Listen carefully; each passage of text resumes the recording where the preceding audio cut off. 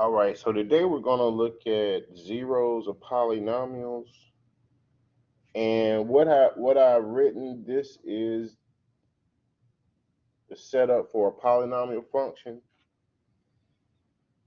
And this is read as P of x is equal to, is that showing up? A sub n times x, and that's raised to the n power.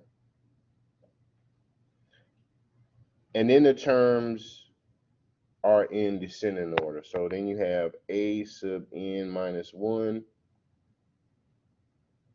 times x raised to the n minus 1 power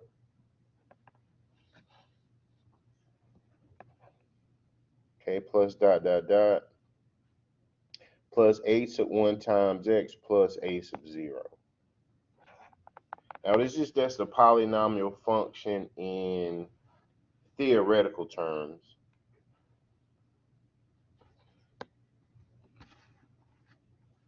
Okay, so just to explain some of the things that we're seeing here, we have a sub n.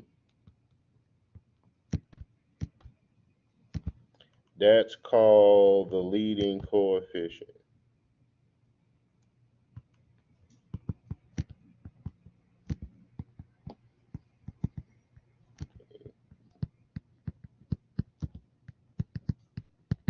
Okay, so we kind of talked about these things in a previous session, but we've talked about them in general terms.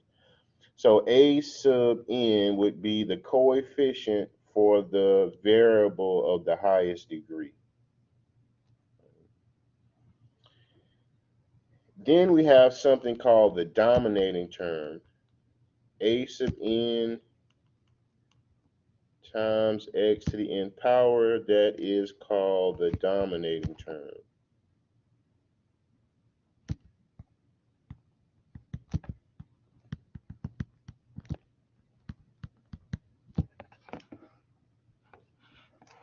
All right, so the dominating term would contain both the coefficient and the variable raised to the highest power. And then lastly, a sub 0, that's called the constant term. All right, so the a sub 0 is a constant term, and just remember that the degree of any constant is 0. All right. So now we're going to take a function, and based on the function, we're going to write out the degree, the leading coefficient, and then we're going to determine the constant term.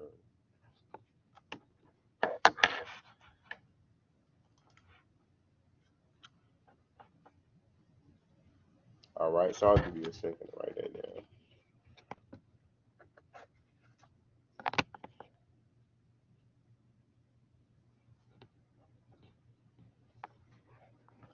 All right, so this is similar to problem number 1. We're given a function f of x is equal to -2 plus 5x to the 6th power plus 4x cubed plus x to the 7th. And we want to find the degree, the leading coefficient,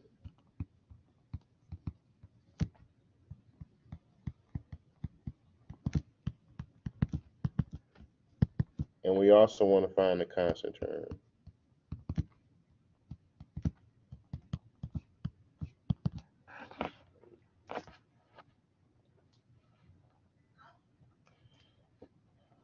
All right, so in order to find these three things, the first thing we'll have to do is put the polynomial in descending order.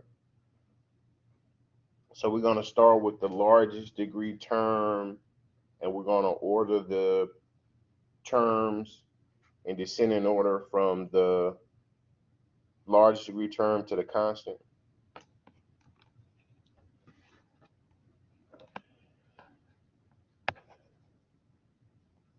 slide that over. So the first thing we're going to do is put the polynomial in descending order.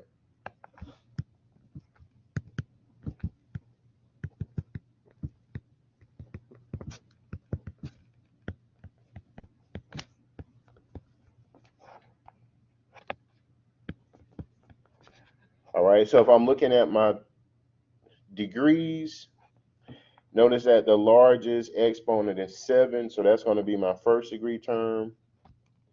So I'm simply going to write this as f of x is equal to x to the 7th power. The next highest degree term is that 6th power term. So that's plus 5x to the 6th power. The next highest power is the cube. So that's plus 4x cubed. And then we have our constant of -2. All right, so now we're going to pick out the degree. So the largest power on any one of the terms is 7, so the degree is 7.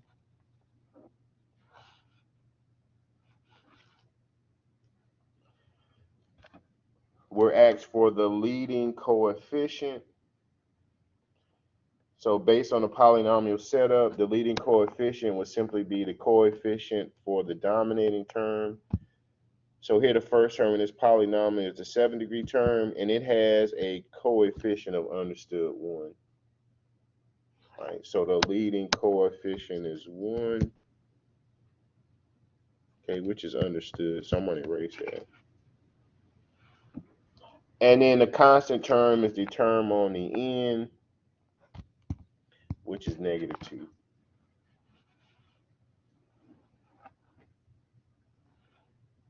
All right, so you want to put the polynomial in descending order. And then from that, we're able to pull out the degree, the leading coefficient, and the constant term.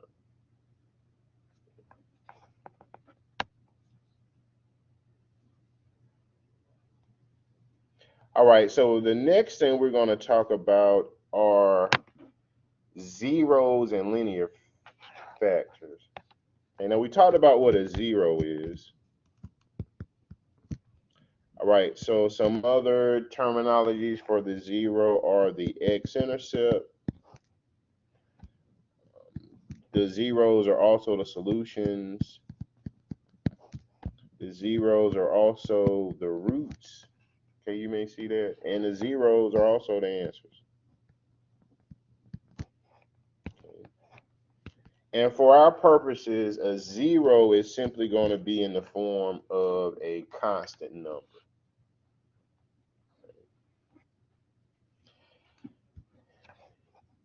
We also have what are called linear factors.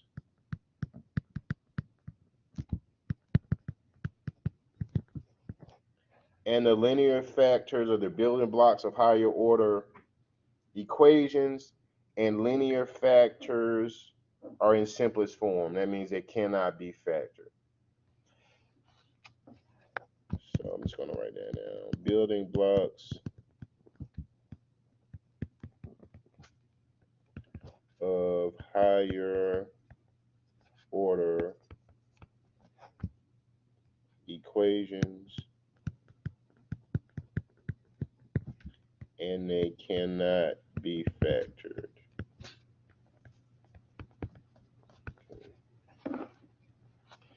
So you can turn any zero into a linear factor, and then vice versa. You can turn any linear factor into a zero. So if we're given a zero of c, we can convert that to a linear factor by simply writing it out as x minus c.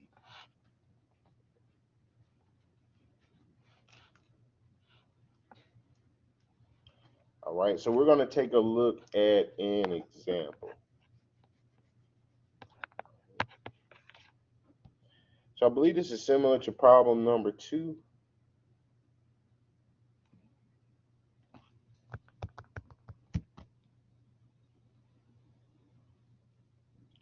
We're asked to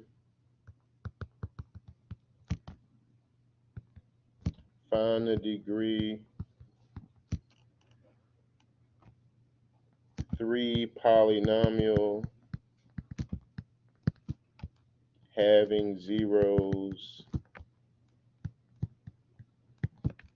-1, +1, and 5. And we're also told to leave the polynomial in a factored form. So I'll kind of explain what that means in a second.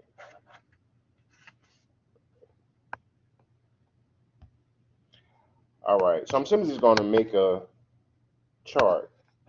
I'm going to put the zeros in one column. I'm going to put the linear factors in another column. Right, so we have the zeros as -1, +1, and 5. So we're going to change each one of these zeros to a linear factor, and then we're going to put all the linear factors together in the form of an equation. All right, so if I go back to our conversions, if I have a 0 that's equal to c, the linear factor is x minus c. So I have a 0 of -1. So my linear factor is going to be x minus the 0, which is -1. So that's going to equate to x plus 1. All right, so just keep in mind that there is a negative in that linear factor setup. All right, we're going to convert 1 to a 0. So 1 is c, so the linear factor is going to be x minus the 0, which is 1. So I have x minus 1 as a linear factor. And then if we were to convert 5 to a linear factor, it's x minus the 0, which is 5. So we have x minus 5. And so now we're going to put all of these linear factors together to form an equation. All right, so we have f of x is equal to x plus 1 times x minus 1 times x minus 5. And since in the directions they want us to leave it in a factor form, right, this would be our polynomial.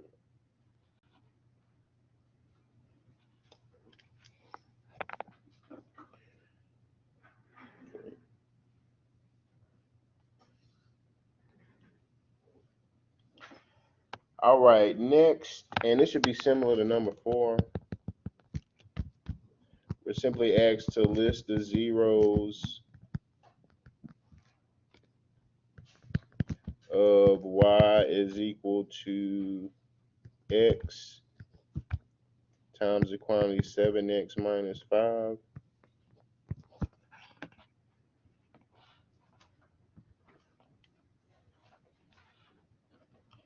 All right, so since I'm asked to list all the zeros, I'm simply going to take the polynomial, set it equal to 0, and solve.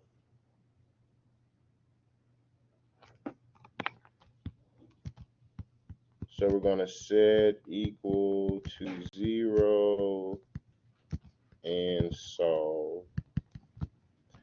So we have x times the quantity 7x minus 5. I want to set that equal to 0. And I'm going to use the 0 factor property. Okay, remember the 0 factor property. I'm just going to list that over here. It says that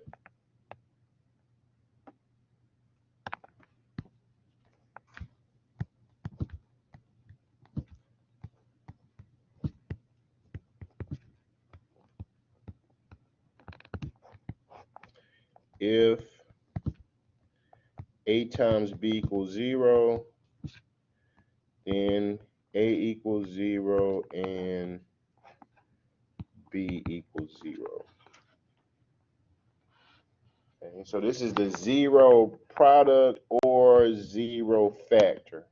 So keep in mind that our equation is factored, right? We have x times the quantity 7x minus 5. So we can visualize A as x as one of our factors. B is 7x minus 5. All right, so that's equivalent to our A times B equals 0. So we can set A equal to 0. So we're going to set x equal to 0.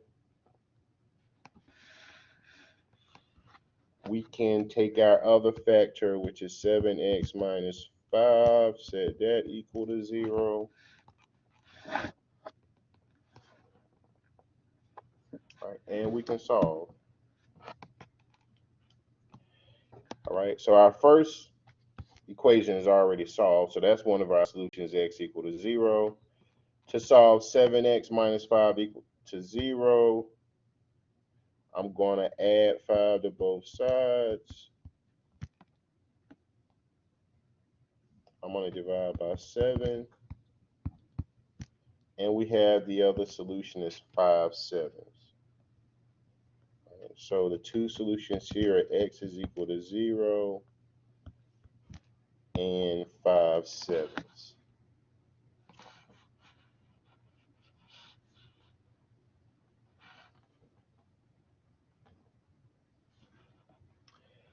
You could also find that by using the calculator.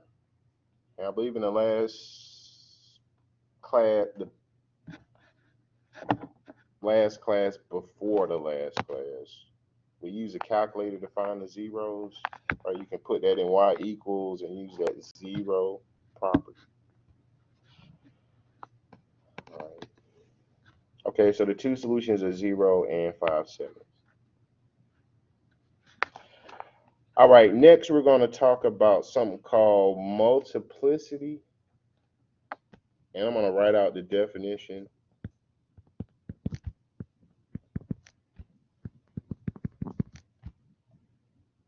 Multiplicity is simply how many times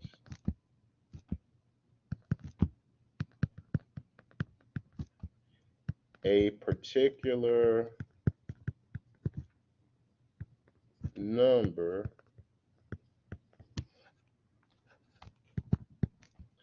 is a zero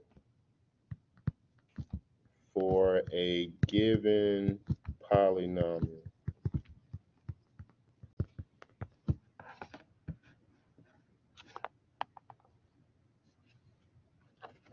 Okay, so keep in mind that a zero is a solution, it's an x-intercept, it's a root, and it's also an answer, right? So how many times a particular number is a zero for a given polynomial?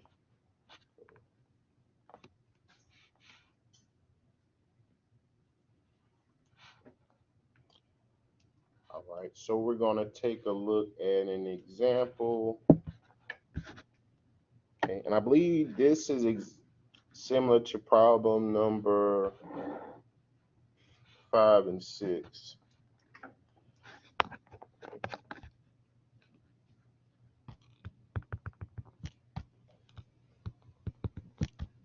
Okay. So for the directions, we're asked to write a polynomial function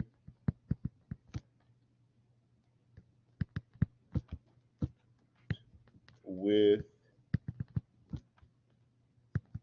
the given zeros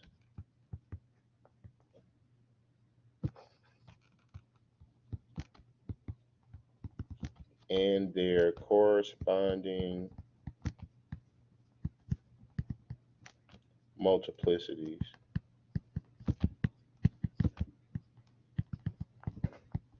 Okay. and we're given this chart. So on one column, we're given the zeros, and on the other column, we're given the multiplicity.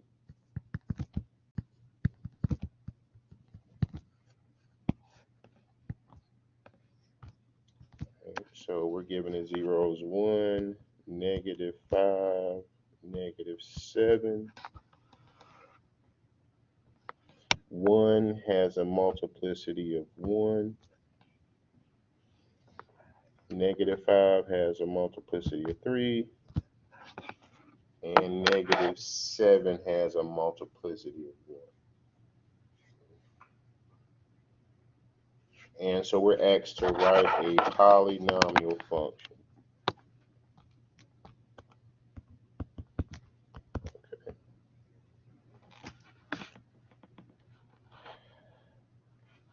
All right, so we're going to do what we did earlier. We're going to change the 0 to a linear factor.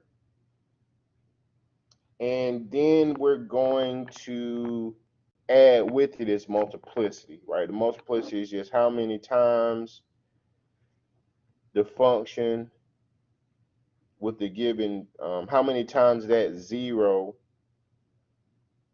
is a solution for the polynomial. So the multiplicity is simply the exponent on the linear factor. All right. So the first thing we're going to do is convert the zeros to linear factors.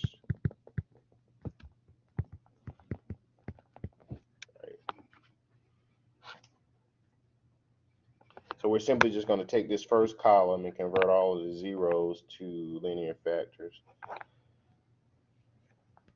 So just going back for a second. Here's a conversion that we're using. If you have a 0, and we're arbitrarily calling the 0 C, right, which is a constant, you can convert that 0 to a linear factor by using this conversion x minus c.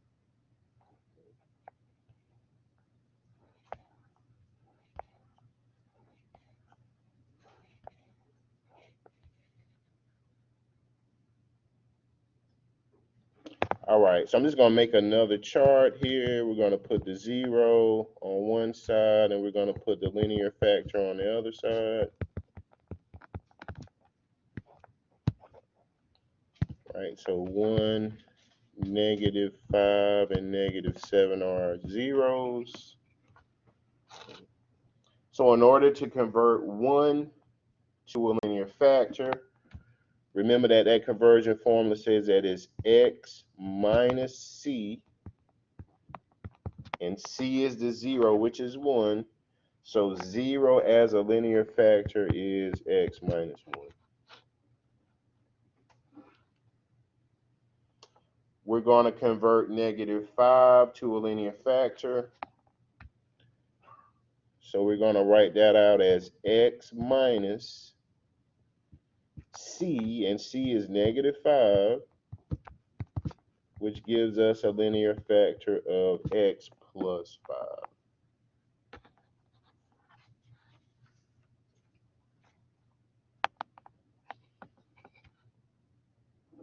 We're going to write out -7 as a linear factor, so we have x minus a -7, which gives us a linear factor of x plus 7.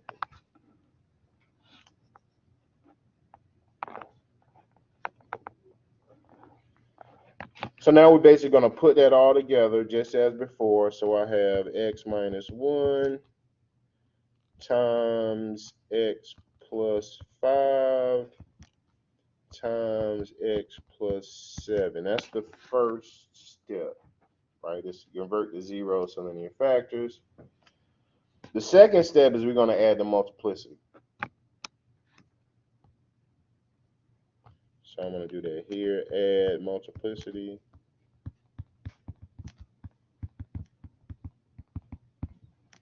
All right, so the x So the 0, 1, right, which is the linear factor x minus 1, it has a multiplicity of 1.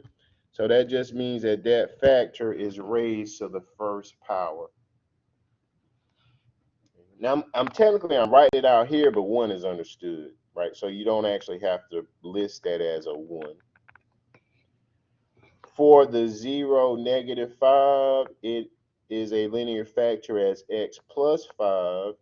It has a multiplicity of 3, so that factor is raised to the third power.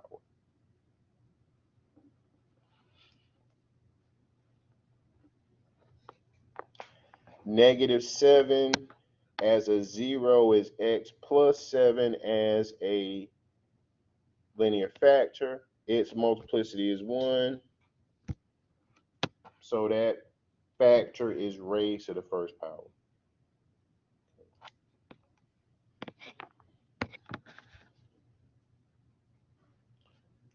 Now, since 1 is understood, I'm actually going to erase those. I just want you to know that they do have multiplicity of 1, and this is our solution. X minus 1 times the quantity x plus 5 cubed times the quantity x plus 7.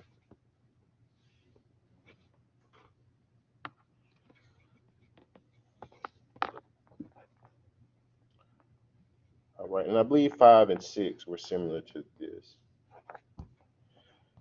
Okay, next we're going to go the other way around. If you are given a polynomial function,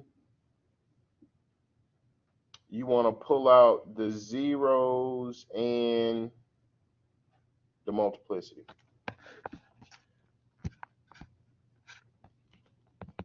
Okay, so the direction here want us to use the given polynomial function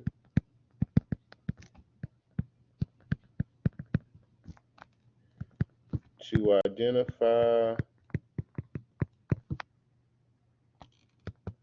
the zeros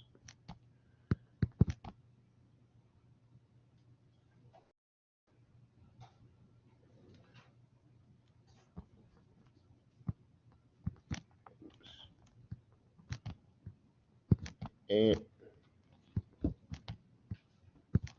the multiplicity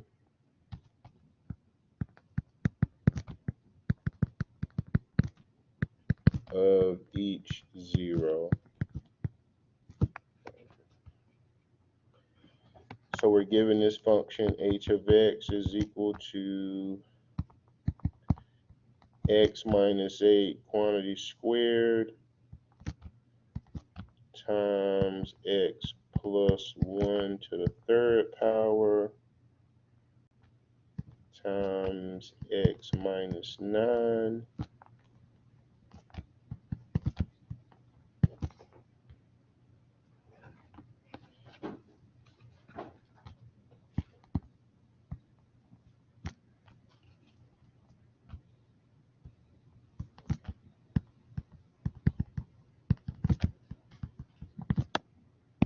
Okay, we have to fill out the chart.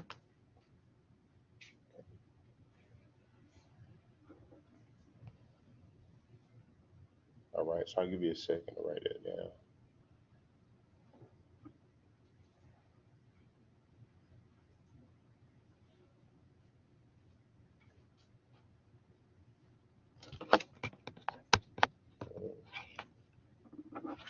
So the first thing we're going to have to do is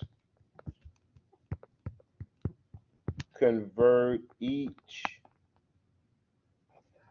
linear factor to a 0. Right? So here's a hint on how to do that. We're simply going to set each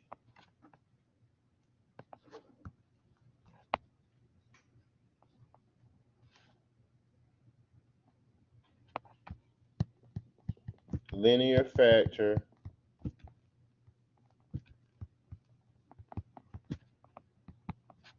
to 0 and solve.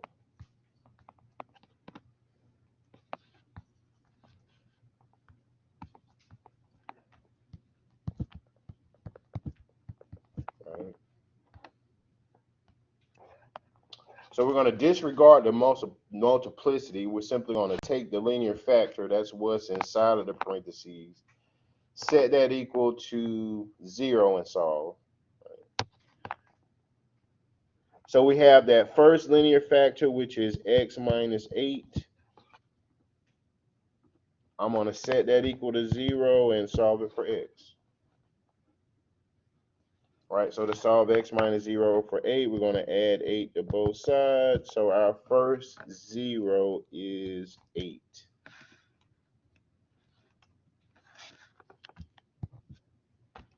We're going to take the next linear factor, x plus 1. We're going to set that equal to 0. If we solve it for x, I'm going to subtract 1 from both sides. So x is equal to negative 1. That is our second 0. And then I'm going to do the same thing for the last linear factor, x minus 9. We're going to set that equal to 0. I'm going to add 9 to both sides. So x equal to 9, and that is our third 0. And then we just, for the multiplicity, we put in the power that's associated with each one of the zeros. All right, so the 0 of 8 has a multiplicity of 2, because the power on that factor is 2. Negative 1 has a multiplicity of 3. And 9 has a multiplicity of 1.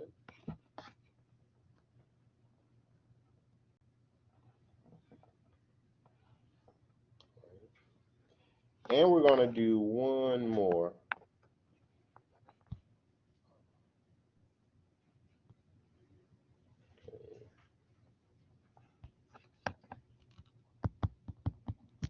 All right, so the directions are the same instead of me writing all that out. Okay, we're going to use a given polynomial to identify the zeros and the multiplicity of each zero. So here we have h of x is equal to negative 14x cubed times the quantity x minus 1 cubed times the quantity x plus 9 squared.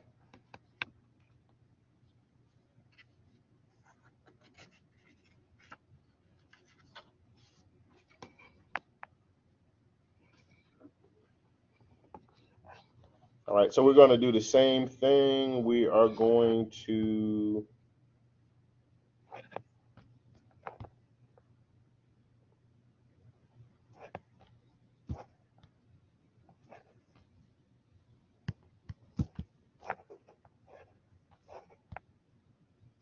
okay, well, we're given a chart too. So we have the 0,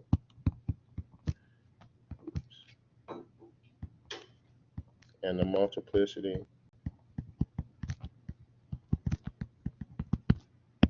All right. So the first thing we want to do is convert each linear factor to a 0.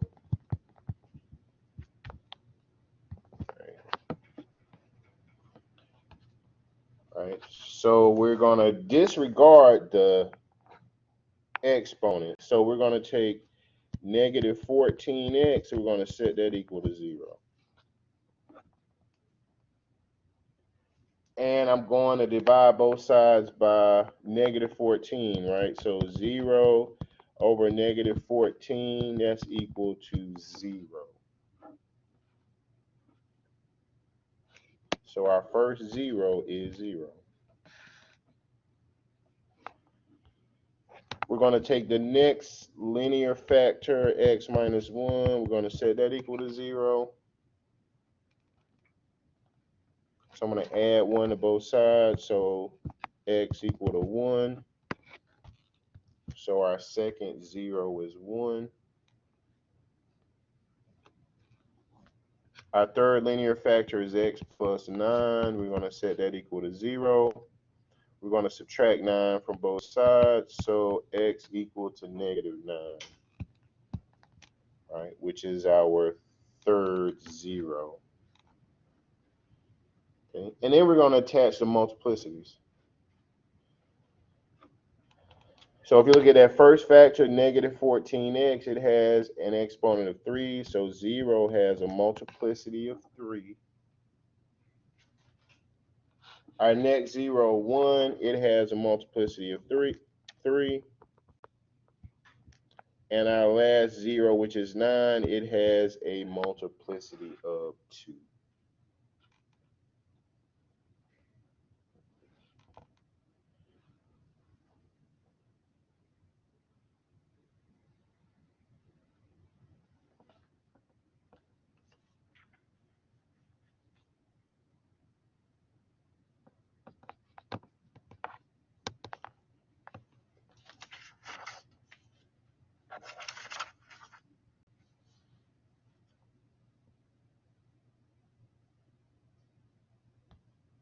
All right, so next we're going to take a look at finding the zeros of polynomials.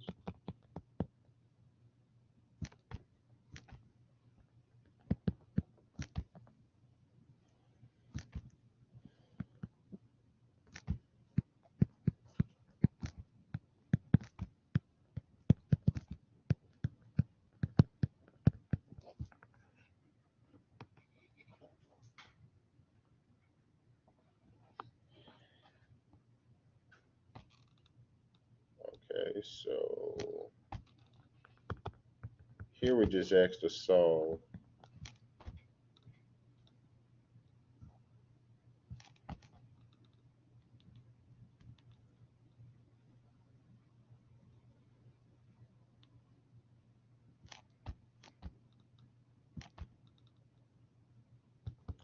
X cubed minus 9x squared plus 21x minus 5.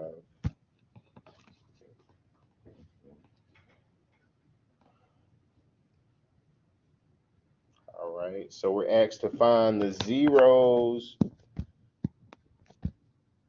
which are the x-intercepts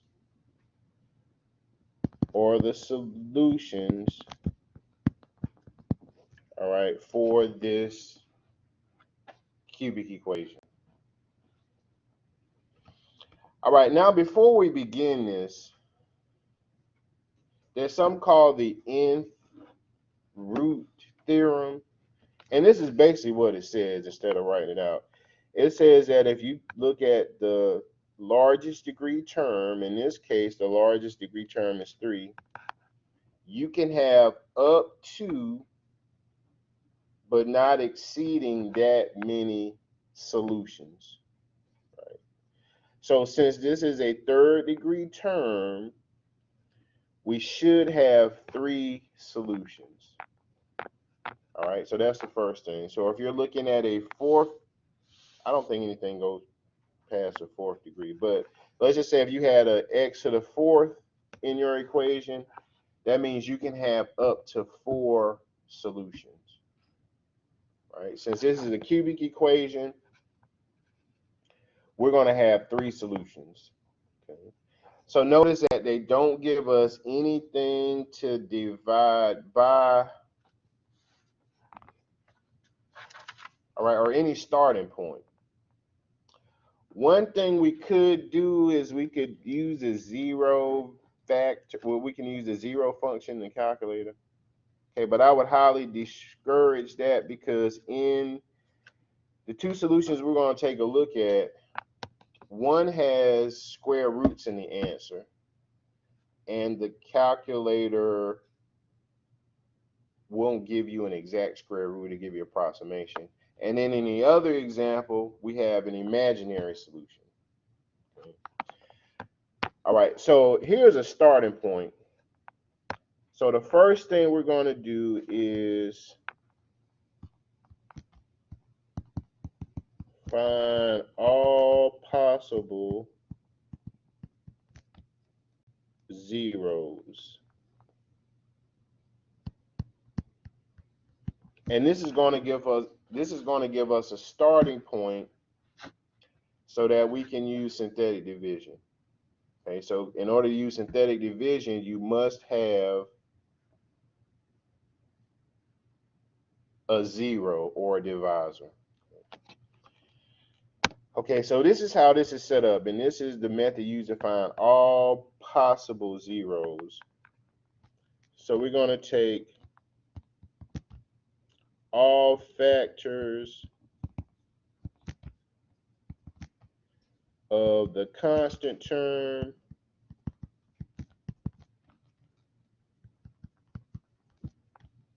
and we're going to divide by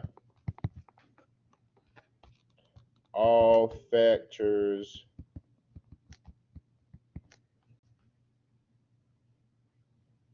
of the leading coefficient.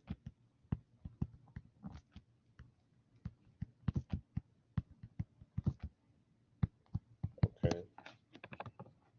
So we're going to do this in steps. Right, so we want all factors of the constant, and notice that constant is just a number on the end. It should have a degree of 0, divided by the leading coefficient. So keep in mind that the leading coefficient is the coefficient of the largest degree term, which in this case is 1. So the first thing we're going to do is we're going to find factors of the constant, which is -5.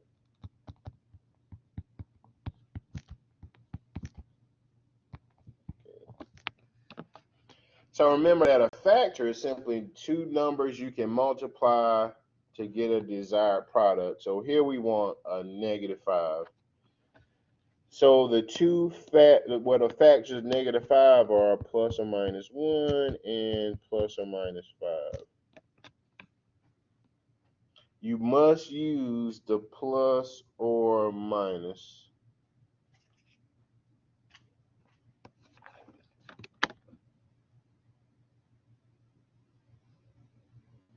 And now we want factors of the leading coefficient, which is 1. So we want all the factors of 1.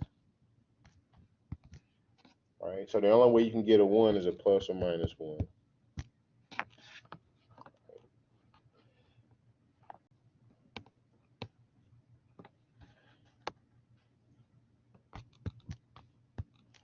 So now we're going to take factors of the constant divided by factors of the leading coefficient.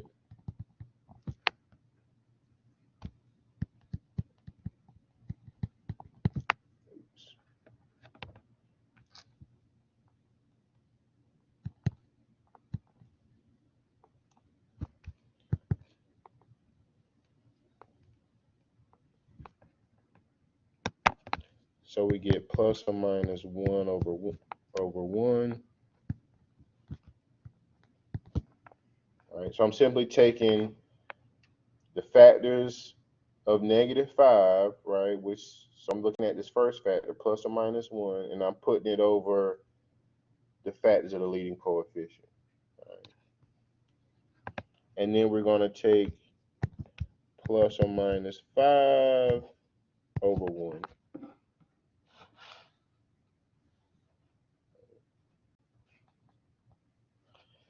Right, so our possible factors are -1, +1, -5, and +5. Right.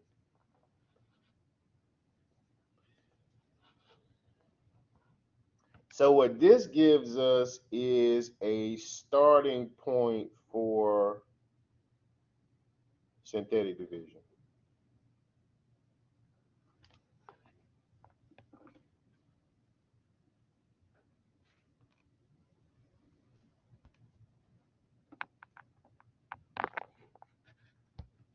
All right, so this is what you would do in essence. You would take -1, you would use that in synthetic division. If your divisor is a 0, then your remainder would be 0. So then you would take, and this is like a trial and error type thing. You would take +1, put that into synthetic division. You would take -5, and then you would take +5. Now I'm going to use +5.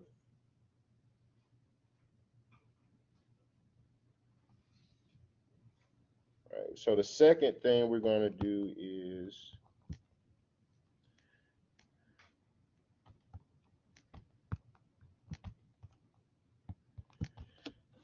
use the possible zeros as divisors in synthetic division.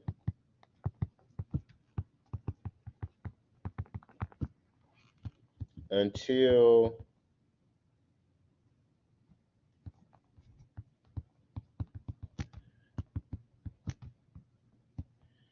you get a 0 denominator.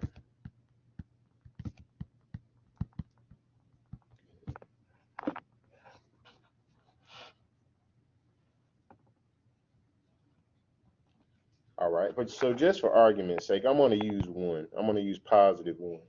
So let's just say if I thought that 1 was a 0, I'm going to use 1 as my divisor for synthetic division. Right, so I'm going to use a 1, that's my divisor, and then I'm going to go back to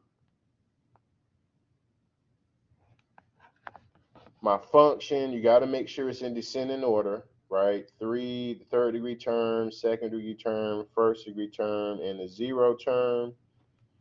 And we want to take the coefficients. So we have 1, -9, 21, and -5.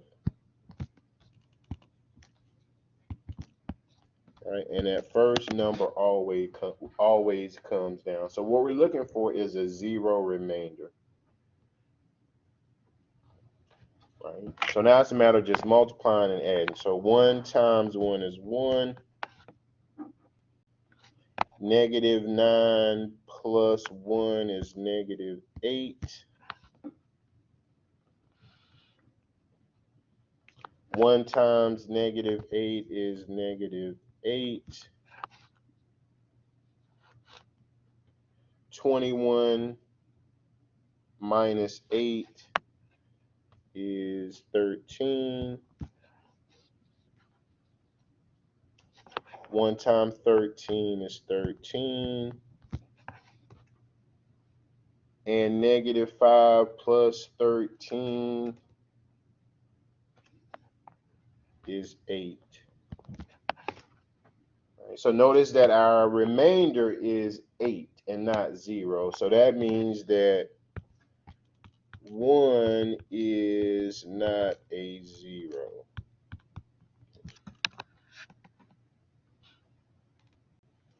So then you would try -1, right?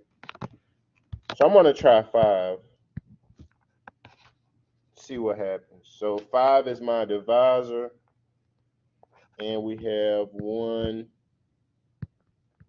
-9, 21, and -5.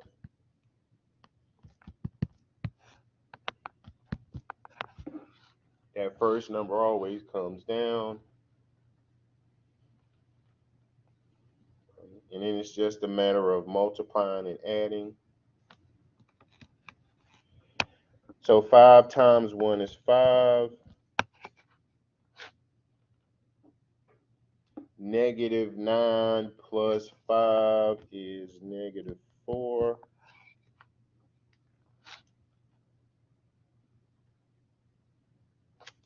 Five times negative 4 is negative 20.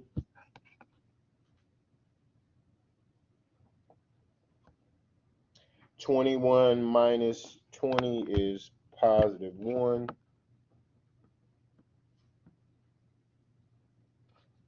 5 times 1 is 5. Negative 5 plus 5 is 0. So we have a remainder of 0. And that's what we're looking for. So we know that 5 is one of the solutions. Okay, since we had a cubic equation, there are two more solutions. Right? So what are the two other solutions? So this is our third step. Our third step is to solve the resulting equation.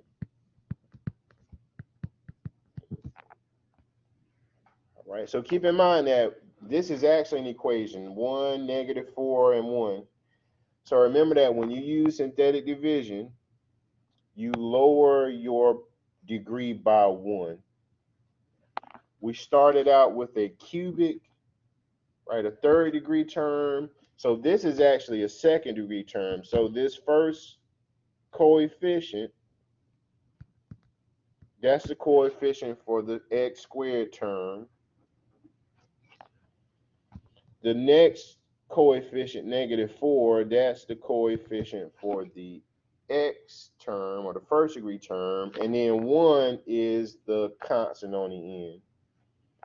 Right, so we can actually write that out as x squared minus 4x plus 1.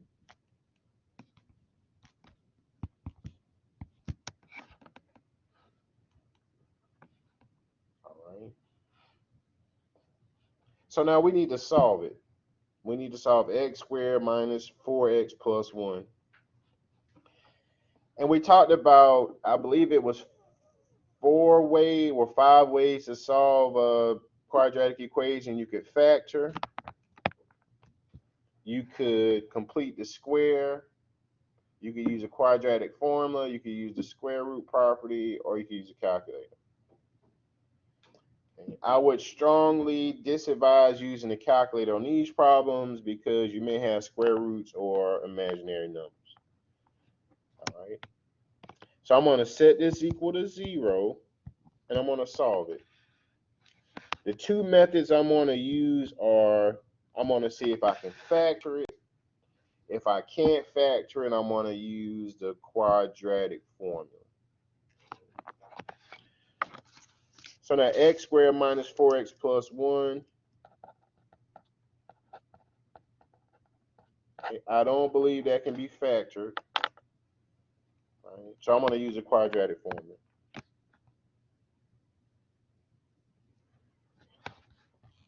So a is going to equal to 1. B is going to equal to negative 4. And C is going to equal to 1. Keep in mind, you can use a quadratic formula to solve any quadratic equation. So the quadratic formula reads as x is equal to negative b plus or minus the square root of b squared minus 4ac all over 2a.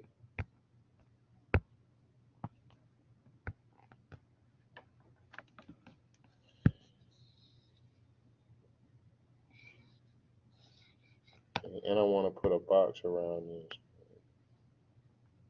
All right, so I'm simply just going to substitute in a, b, and c.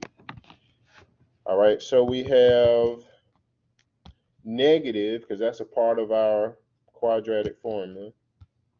B is a negative 4, so you want to make sure to substitute B is negative 4.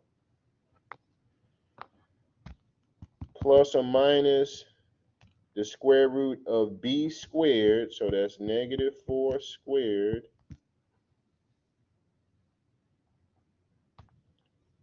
minus 4 times A times C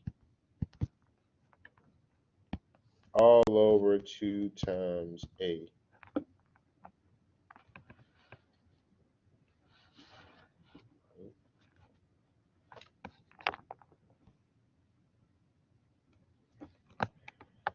Okay, so we're going to simplify that double negative as a positive.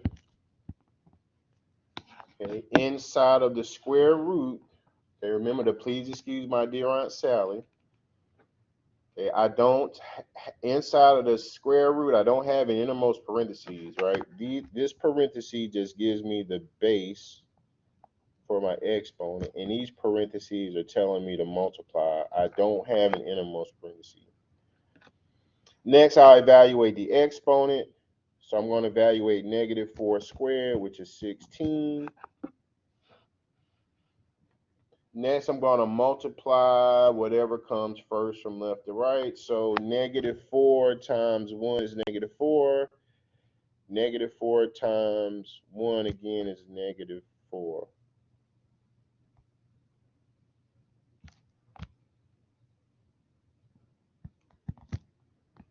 All over 2.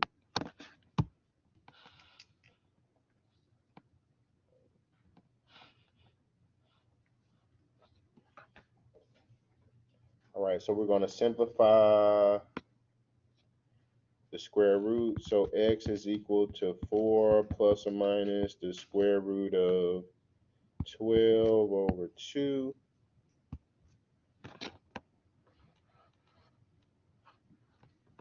Remember that when you work with square roots, all square roots must be simplified. So this is how you're going to simplify the square root of 12. I'm going to write that out on the side. So there's something called a product rule for radicals.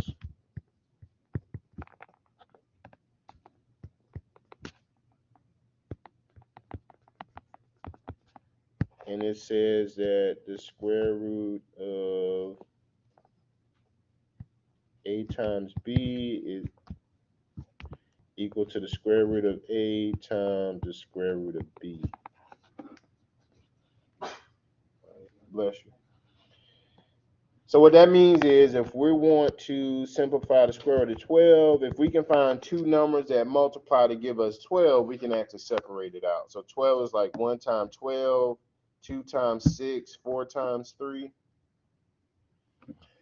You want to make sure that, if possible, the number you use is a perfect square. So I can rewrite 12 as 1 times 12, but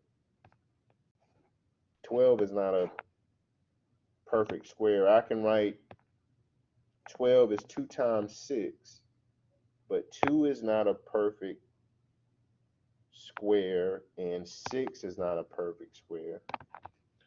But if I use the square root of 4 times the square root of 3, right, 4 is a perfect square. So I can rewrite the square root of 12 as 2 times the square root of 3.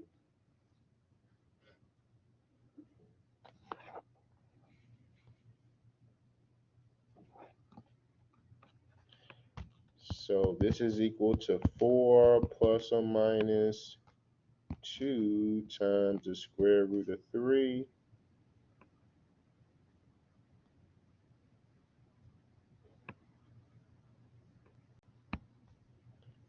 over 2. Okay. All right, so we need to simplify this further. So the tendency may or may not be to just cancel these two, okay? But here's why you can't actually do that. There is something called divide by a monomial.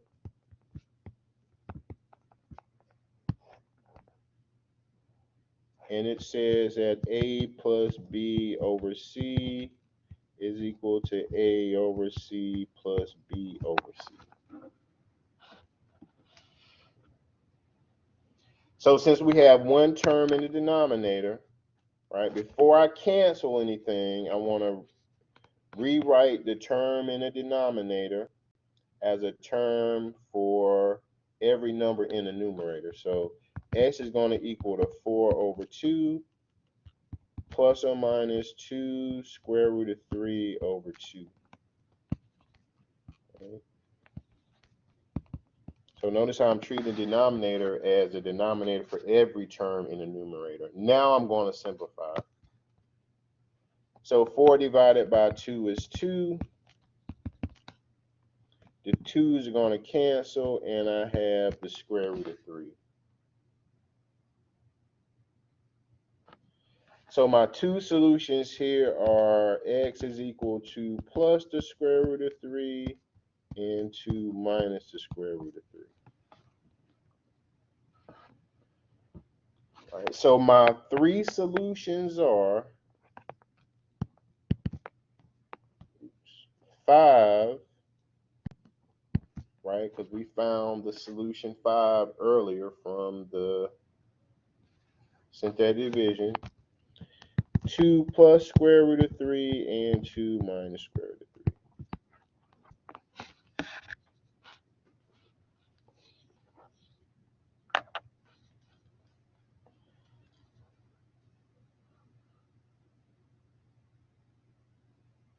All right, and we will do one more.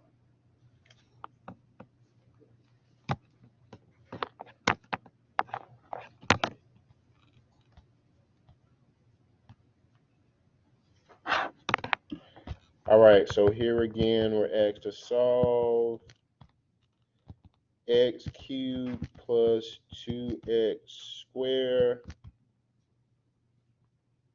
plus 9x minus 13.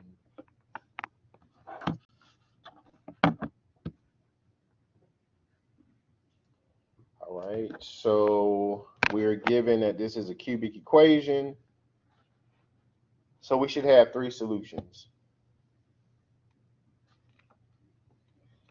Okay, so we're going to do the exact same things. The first step is we're going to find all possible zeros.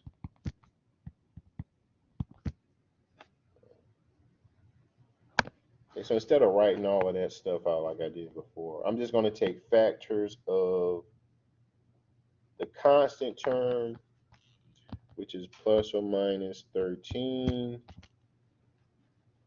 divided by factors of the first term, plus or minus 1.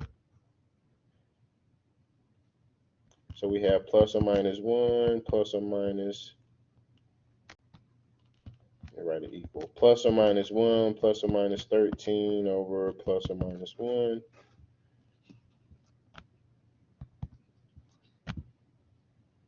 So we have plus or minus 1, plus or minus 13, which is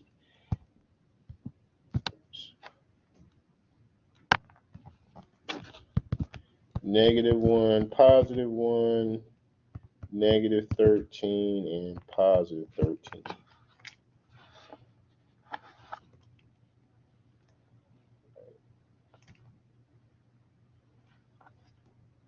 All right, so I took factors of the constant term divided by factors of the leading coefficient.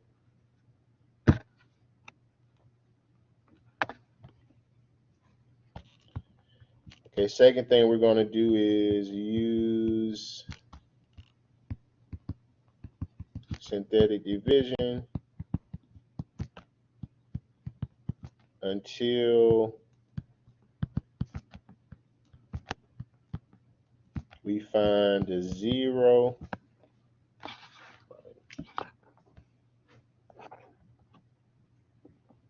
So in this case, I am going to use 1 as a 0, or a possible 0. And then I'm going to put in the coefficients. So we have 1, and let me check for descending order. So we have a third degree term, second degree term,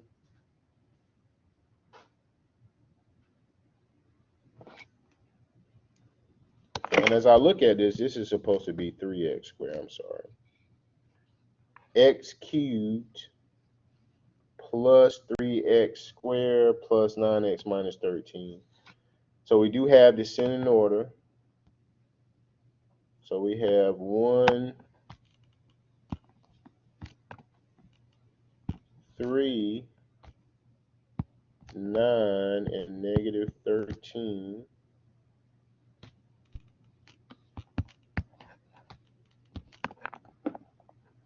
And that first number always comes down. Yeah, 1, 3, 9, and negative 13. So 1 times 1 is 1.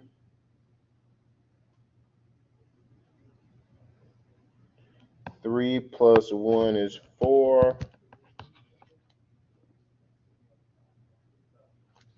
1 times 4 is 4.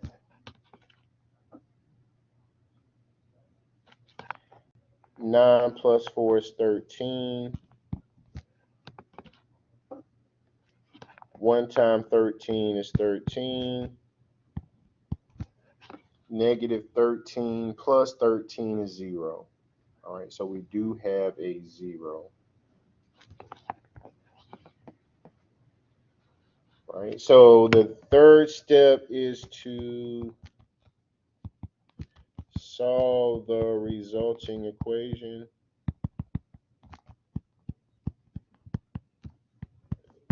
So we started with the we started with the third degree term.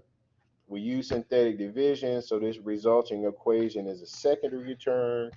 So we have x squared plus 4x plus 13 equal to 0.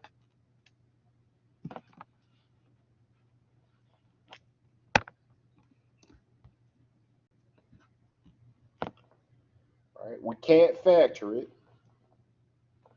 so we're going to use a quadratic equation. So a is equal to 1, b is equal to 4, c is equal to 13. So I'm going to write out that quadratic formula again. X is equal to negative b plus or minus the square root of b squared minus 4ac all over 2a. And you will be using this a lot in this section.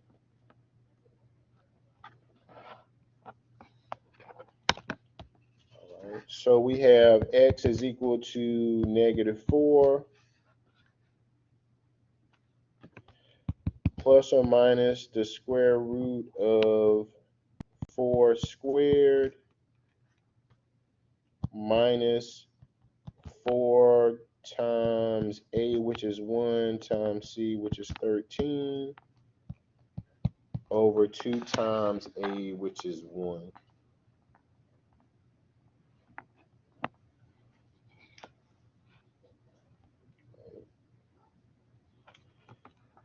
So now we have x is equal to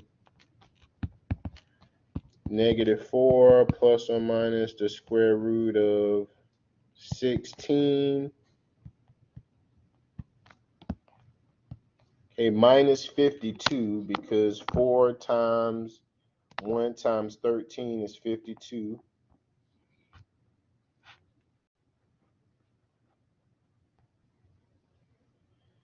Now we'll simplify the innermost parentheses. So x is equal to negative 4 plus or minus the square root of negative 36 over 2.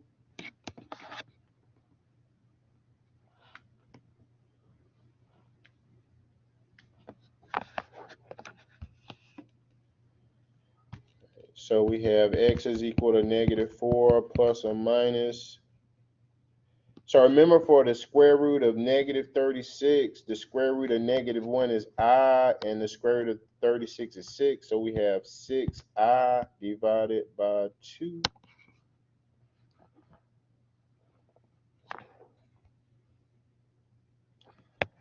All right, so to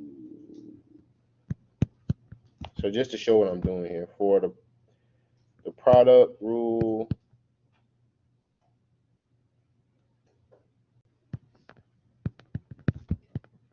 for radicals, right, the square root of a times b, that's equal to the square root of a times the square root of b. And from imaginary numbers, I is equal to the square root of -1, right? So if we have the square root of -36,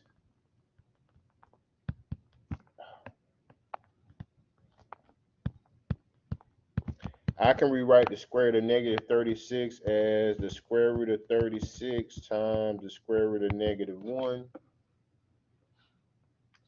The square root of 36 is 6. The square root of -1 is the imaginary I. Okay, so that's where the 6i comes in. Now we're going to use the divide by monomial